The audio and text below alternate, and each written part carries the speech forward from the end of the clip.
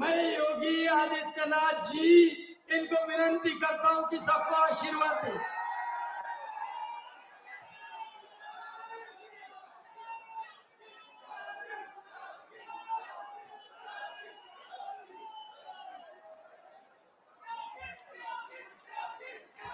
भारत माता की, भारत माता की, भारत माता की।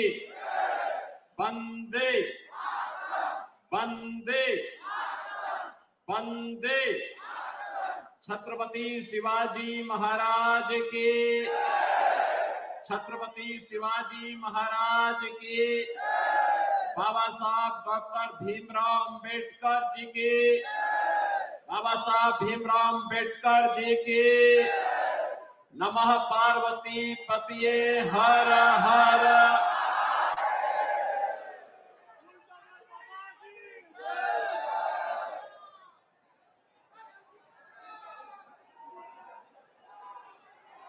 आज की इस चुनावी सभा में उपस्थित भारतीय जनता पार्टी के लोकप्रिय और कर्मठ प्रदेश अध्यक्ष माननीय श्री चंद्रशेखर बावनकुले जी, भारतीय जनता पार्टी के जिला के अध्यक्ष और राज्यसभा के माननीय सांसद डॉक्टर अनिल बॉडी जी, इस क्षेत्र में जिन्होंने अपने जुझारू तेवर से हिंदुत्व जागरण के कार्य को एक नई दिशा दी, पूर्व सांसद श्रीमती नवनीत राणा जी, भारतीय जनता पार्टी के लोकप्रिय उम्मीदवार अचलपुर श्री प्रवीण जी ताड़े, विधानसभा मेलघाट के उम्मीदवार श्री केवल राम जी काले, मोरसी विधानसभा क्षेत्र से उम्मीदवार श्री चंदो उर्फ उमेश यावलकर जी, और आज के इस चुनावी सभा में उपस्थित महायुति गठबंधन के प्रति अनुराग का भाव रखने वाले मेरे सभी उपस्थित बहन और भाइयों, जगत जननी मां भगवती अंबा देवी और आनंदेश्वर महादेव की इस कृपा भूमि को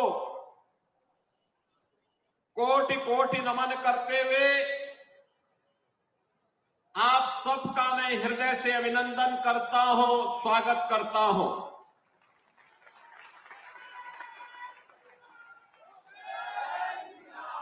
बहनों और भाइयों, महाराष्ट्र की भूमि पूरे भारत के लिए एक प्रेरणा की भूमि है। यह वही भूमि है जिसने जन जन के मन में स्वराज्य के भाव को जगाने के लिए छत्रपति शिवाजी महाराज जैसा पुरोधा जिस धरती ने दिया है, गणनायक में आस्था जगाकर लोकनायक कैसे बनते हैं, यह भी बाल गंगाधर तिलक जी ने इसी महाराष्ट्र की धरती से उद्घोष करके देश को दिया था। सामाजिक न्याय की परिकल्पना कैसे होनी चाहिए, साहू जी महाराज इसी धरती की देन है।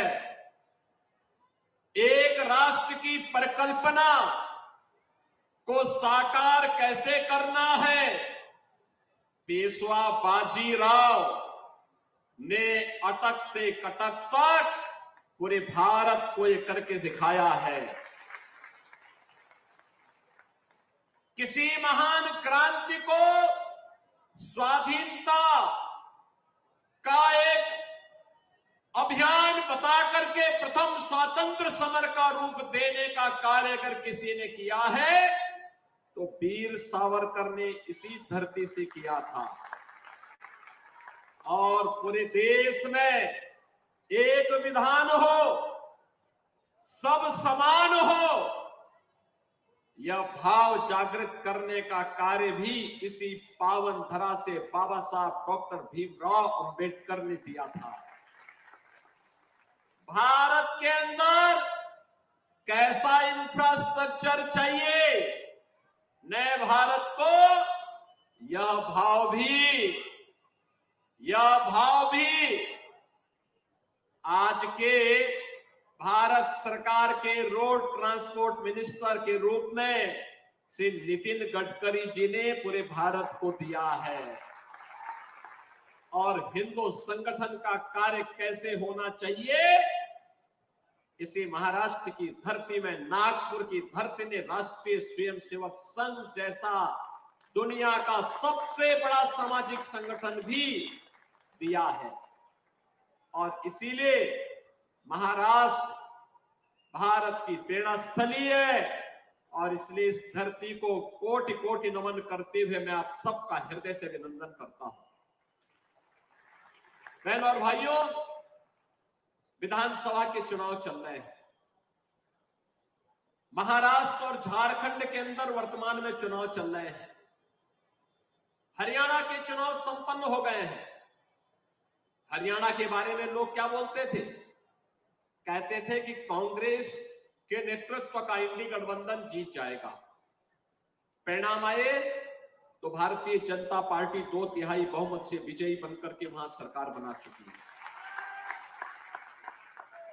महाराष्ट्र के बारे में और झारखंड के बारे में आज सभी लोग अब कहने लग गए हैं कि यहां पर भारतीय जनता पार्टी नेतृत्व की महायुति गठबंधन की सरकार बनेगी और पूर्ण बहुमत के साथ, भारी बहुमत के साथ बनेगी।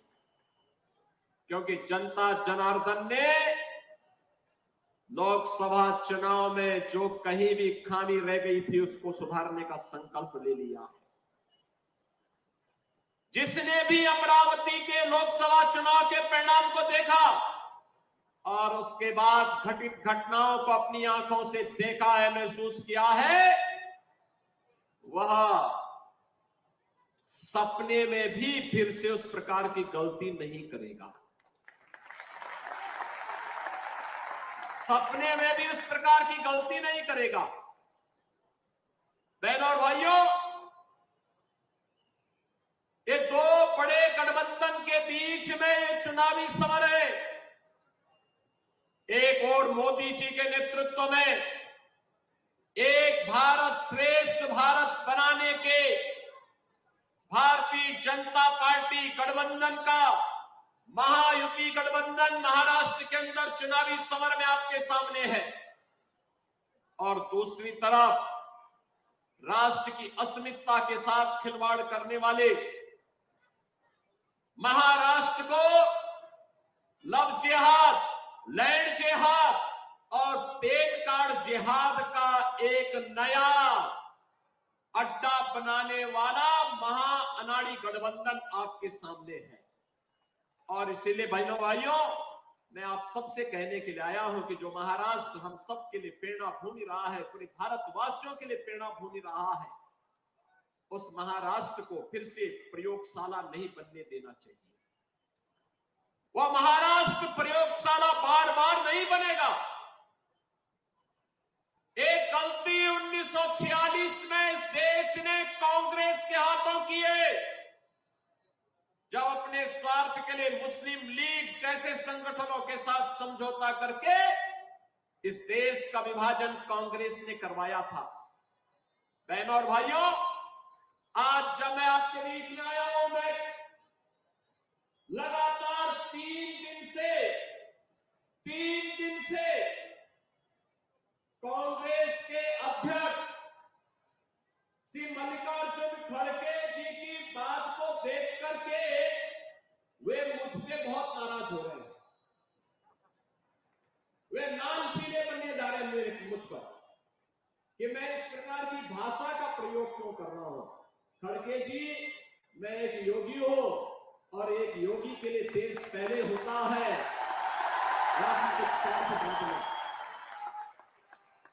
यही अंतर है एक योगी में और आप में कि मेरे लिए देश पहले है, क्योंकि मेरे नेता मोदी जी ने हमें यही बताया है कि पहले हर काम देश के नाम। लेकिन आपके लिए कांग्रेस की तुष्टीकरण की नीति पहले है और यही कारण है कि आप सच्चाई न बोल पा रहे हैं न समझ पा रहे हैं। अगर आपने सच्चाई को बोला होता, आपने इस बात को कहा कि आपके परिवार के साथ आजादी के तत्काल बाद घटना घटित हुई थी और सचमुच घटना घटित हुई थी, और यह भी सच है कि खड़गे जी का गांव बारावती यह हैदराबाद के निजाम के अधीन आने वाला एक गांव था। याद करिए, अंग्रेजों ने जब देश आजाद हो रहा था, उनको लगा था कि अब भारत के क्रांतिकारियों के सामने अधिक दिनों तक वह नहीं टिक पाएगा, तो उसने भारत के स्वाधीनता के लिए जो सूत्र तय किए थे, जो रोड मैप तय किया था, ब्रिटिशर ने उसमें तय किया था भारत का विभाजन हो। इसके लिए मुस्लिम लीग को देश के अंदर प्रोत्साहित करने का काम तो कर ही रहे थे। कांग्रेस का उस समय का नेतृत्व भी मुस्लिम लीग के सामने लगभग सरेंडर सा कर चुका था, और यही कारण था मुस्लिम लीग निर्ममता के साथ हिंदुओं को काट रहा था। कांग्रेस का नेतृत्व केवल सत्ता लोलुप बन करके मौन बना हुआ था, और देश के देशी रियासतों को भी ब्रिटिशर ने स्वतंत्रता दी कि वे चाहे तो भारत का हिस्सा बने, वे चाहे तो पाकिस्तान का हिस्सा बने, या वे चाहे तो अपने को स्वतंत्र अस्तित्व भी रख सकती है। और भारत के अंदर दो ऐसी रियासत थी जिन्होंने अपने को स्वतंत्र रियासत के रूप में स्थापित करने की कुछ चेष्टा की थी। एक था जूनागढ़ का नवाब और दूसरा था हैदराबाद का निजाम। बहनों और भाइयों, जब निजाम को लगा, हैदराबाद के निजाम को लगा कि अब मैं बहुत दिनों तक अलग अस्तित्व नहीं बना पाऊंगा, क्योंकि लोक पुरुष सरदार वल्लभ भाई पटेल भारत माता का एक महान सपूत, उस समय भारत का गृह मंत्री था, तो उसने निर्ममता के साथ हिंदुओं का कत्लेआम शुरू करवाया था। बाबा साहब भीमराव अम्बेडकर ने हैदराबाद रियासत के सभी अनुसूचित जाति जनजाति के लोगों का आह्वान किया, हिंदुओं का भी आह्वान किया कि वे लोग वहां पे सुरक्षित नहीं, वे सब महाराष्ट्र की ओर आ जाएं।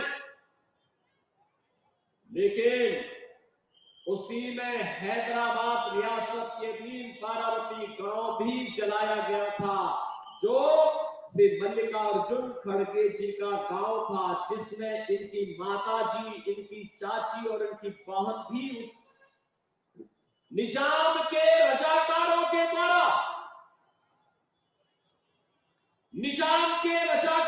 द्वारा उन्हें जलाया गया।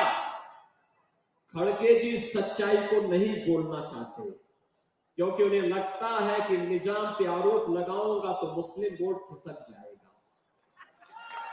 अब आप सोचो, इतिहास को भी अब कांग्रेस झुठलाने का काम कर रही है, इतिहास को भी छुटलाने का काम कर रही है।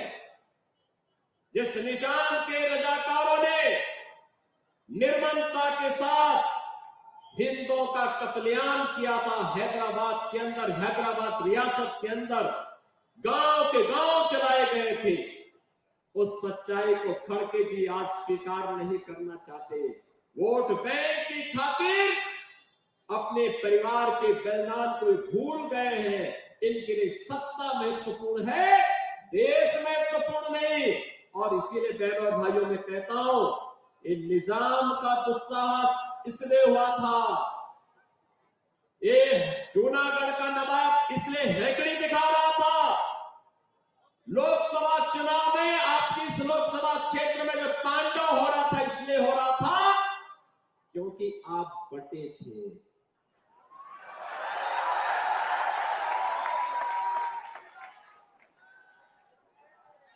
यह देश इसलिए बटा था क्योंकि आप बटे थे। हिंदुओं का कत्लेआम इसलिए हो रहा था, हिंदू इसलिए काटे जा रहे थे क्योंकि हिंदू बटे थे। और इसीलिए मैं कहने के लिए आया हूं, बटिए मत। बटे थे तो कटे थे, एक है तो सेफ है, एक है तो। और इसीलिए मैं आपसे आह्वान करने के लिए आया हूं, जब हम नए भारत का दर्शन कर रहे हैं प्रधानमंत्री मोदी जी के नेतृत्व में, एक नया भारत, एक नया भारत, कश्मीर से लेकर कन्याकुमारी तक एक स्वर्ष में एक विधान, एक किसान और एक प्रधान के नेतृत्व में काम कर रहा है। एक भारत श्रेष्ठ भारत यही है। अब कश्मीर से अलग से संविधान नहीं है। पहली बार कश्मीर के अंदर चुनी गई सरकार ने भारत के संविधान को सामने रखकर के शपथ ग्रहण किया है। इससे बड़ी बात और क्या हो सकती है। बाबा साहब भीमराव अम्बेडकर के द्वारा बनाया गया संविधान आज कश्मीर में भी सम्मान प्राप्त कर रहा है। आज भारत का तिरंगा भी जम्मू कश्मीर विधानसभा और जम्मू कश्मीर सचिवालय में लहरा रहा है। यही है एक भारत श्रेष्ठ भारत। बहनों और भाइयों, ये काम किसने किया? कांग्रेस ने नहीं किया, पंडित नेहरू ने नहीं किया, श्रीमती इंदिरा गांधी जी ने नहीं किया, राजीव गांधी जी ने भी नहीं किया। यह काम किया मोदी जी ने, मोदी जी ने, भारतीय जनता पार्टी ने यह काम किया। जो कहा था सो करके दिखाया। कश्मीर में धारा 370 समाप्त क्या हुई? दो ही लोगों को परेशानी हुई, या तो पाकिस्तान को या पाकिस्तान के हमदर्दों को। बाकी पूरा देश प्रफुल्लित है, पूरा देश प्रफुल्लित है। पूरा देश इस बात को जानता है 2014 के पहले, 2014 के पहले पाकिस्तान भारत की सीमा में घुसता था, चीन भारत की सीमा का अतिक्रमण करता था, पाकिस्तान परस्त आतंकवादी जगह जगह विस्फोट करते थे, कोई बोलने वाला नहीं था। हम लोग आवाज उठाते थे तो कांग्रेस के लोग और उस समय की कांग्रेस नेतृत्व की सरकार, यूपीए की सरकार बोलती थी कि आप लोग बोलिए मत, संबंध खराब हो जाएंगे हमारे। यानी देश की कीमत पर ये लोग संबंध बना रहे थे पाकिस्तान से। और आज आप देख रहे होंगे ये नया भारत है। कोई सीमा का अतिक्रमण करेगा तो अगले दिन एक ही यात्रा उसकी निकलती है, वो निकलती है राम नाम सत्य होती। उसके बाद उसके लिए जन्नत में नहीं, जहन्नुम में ही जगह होती है। और इसीलिए आपसे कहने के लिए आया हूं बहनों और भाइयों, ये नया भारत है, छेड़ता नहीं है, लेकिन कोई छेड़ता है तो उसको छोड़ता भी नहीं है। एयर स्ट्राइक और सर्जिकल स्ट्राइक क्या जोरदार हुई थी। पाकिस्तान को आज भी सपने आते हैं, वो यूएन में कहता है कि भारत हमला कर देगा, मुझे बचाओ बचाओ, कभी भी भारत हमें तोड़ देगा। बिनु भय होई न प्रीति, ये बिना भय के नहीं होता है, क्योंकि दुश्मन के अंदर भय होना चाहिए। और ये तभी होगा जब भारत मजबूत होगा, जब भारत एक होगा। बहनों और भाइयों, देश की सीमाएं सुरक्षित हुई है। देश के अंदर इंफ्रास्ट्रक्चर का वर्ल्ड क्लास इंफ्रास्ट्रक्चर बन रहा है। हाईवे, रेलवे, एक्सप्रेसवे, लगातार ये कार्य हो रहे हैं। Metro, rapid rail, air connectivity, AIIMS, IIT, IIM, हर घर नल की योजना ये भी आ रही है। और गरीबों के कल्याण के लिए भी ये नया भारत है। कांग्रेस के समय महाराष्ट्र के अंदर किसान आत्महत्या करता था। सर्वाधिक किसानों ने महाराष्ट्र के अंदर आत्महत्या की और आज किसान को किसान सम्मान निधि प्राप्त हो रहा है। उनके समय में युवा पलायन करता था, आज मिशन रोजगार के अंतर्गत उस नौजवान को रोजगार मिल रहा है। उनके समय में बहन और बेटी का सम्मान नहीं था, सुरक्षा भी नहीं थी। आज सुरक्षा भी है और सम्मान भी है। उस समय ग्रीन ईंधन की कोई व्यवस्था नहीं थी। आज LPG का सिलेंडर हर घर में पहुंच गया। बहनों और भाइयों, 70 वर्ष से ऊपर के हर व्यक्ति को 5 लाख रुपए का हर वर्ष निःशुल्क स्वास्थ्य की सुविधा मोदी जी ने उपलब्ध करवाने की बात कही। विकास भी है, गरीब कल्याण भी है, सुरक्षा भी है और कैसे अपनी विरासत को हम सुरक्षित रखते हैं। विरासत और विकास का अद्भुत संगम कैसे होना है, उसका सबसे बड़ा उदाहरण है अयोध्या में भगवान राम का भव्य मंदिर का निर्माण। बहनों और भाइयों, मैं जब अयोध्या की बात करता हूं तो फिर मैं वही आता हूं। अयोध्या में 500 वर्षों तक हमें अपमान क्यों झेलना पड़ा था? अयोध्या में राम मंदिर के नाम पर यह अपमान हिंदुओं को क्यों झेलना पड़ा था? इसलिए क्योंकि हम बटे थे और इसीलिए कटे थे, इसीलिए अपमान सहना पड़ा था। और आज जब एक भारत श्रेष्ठ भारत बन रहा है, याद करिए 1947 में देश आजाद हुआ, 2014 में मोदी जी प्रधानमंत्री बने, 2017 में मैं उत्तर प्रदेश का मुख्यमंत्री मुझे बनाया गया और 2019 में समस्या का समाधान हो गया। 500 वर्षों का समाधान कांग्रेस समाधान नहीं चाहती थी। कांग्रेस कहती थी कि राम तो हुए ही नहीं। कांग्रेसी कहते थे कि कृष्ण हुए ही नहीं। जैसे कि राम और कृष्ण नहीं हुए, केवल एक कांग्रेसी ही पैदा हुए हैं, बाकी और कोई पैदा ही नहीं हुआ है। ये देश के इतिहास को अपमानित करने का प्रयास है और जो लोग देश के इतिहास को अपमानित करने का कुत्सित प्रयास कर रहे हैं, इनको सबक सिखाने का यह अच्छा मौका है। और इसीलिए मैं आप सबसे कहने के लिए आया हूं, बहनों और भाइयों, अयोध्या में राम मंदिर का निर्माण हो रहा है। काशी में काशी विश्वनाथ धाम क्या भव्य स्वरूप ले चुका है। पहले काशी में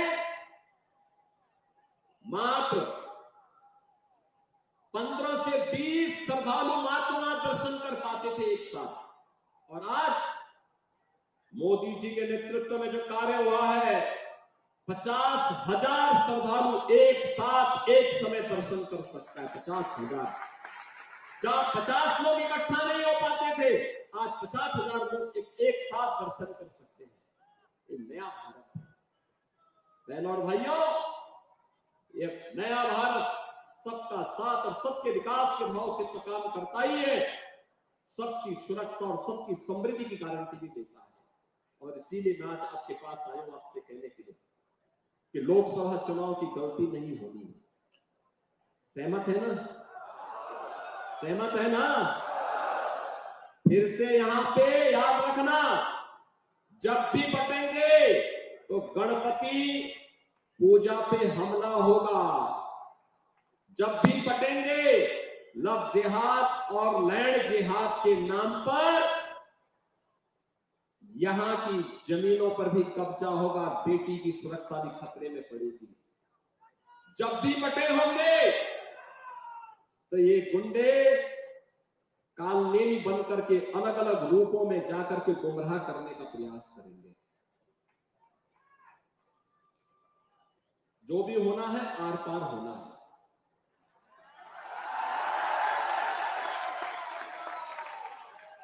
हाँ भी और ना भी नहीं, या तो हाँ होगा या ना होगा, तभी परिणाम आने वाला है बहनों भाई।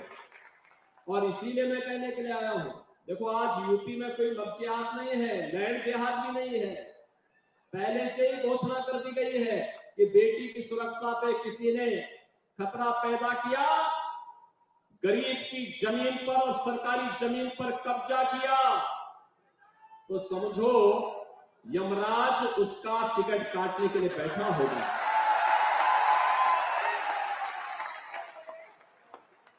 वहां बड़े दुर्दांत माफिया थे पहले यूपी में, बड़े बड़े दुर्दांत माफिया थे।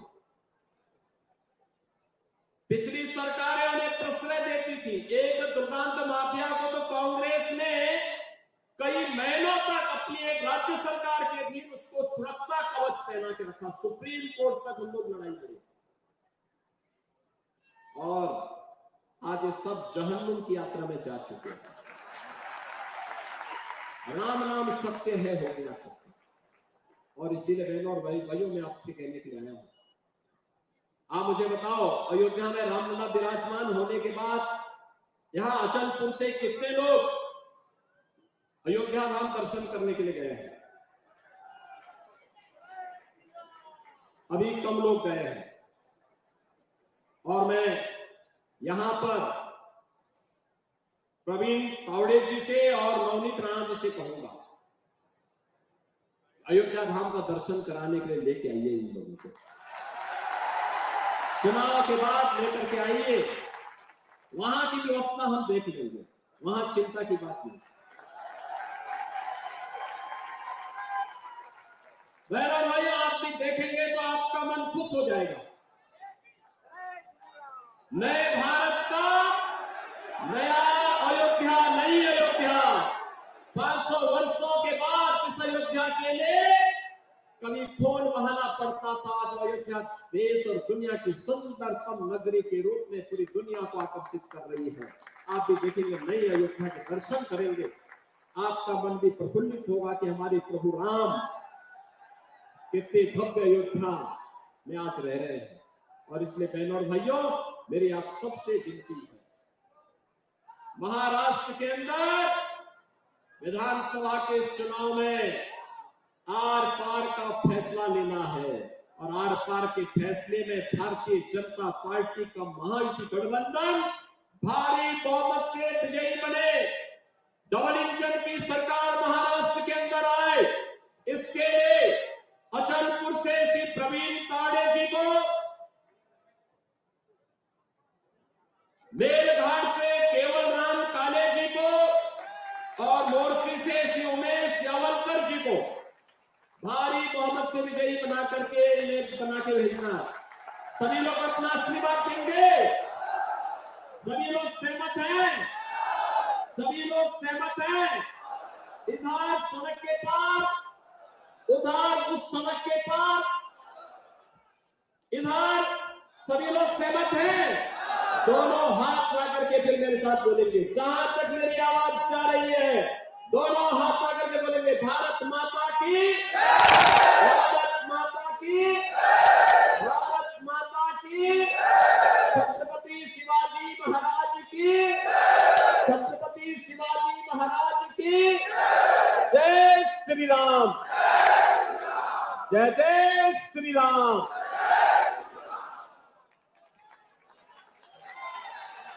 माननीय योगीजींनी आपल्याला मार्गदर्शन केलं, आपल्यासाठी ते इथे आले आहे। मी त्यांचे मनपूर्वक आभार आभार मानते. आपण सर्व इथे हजर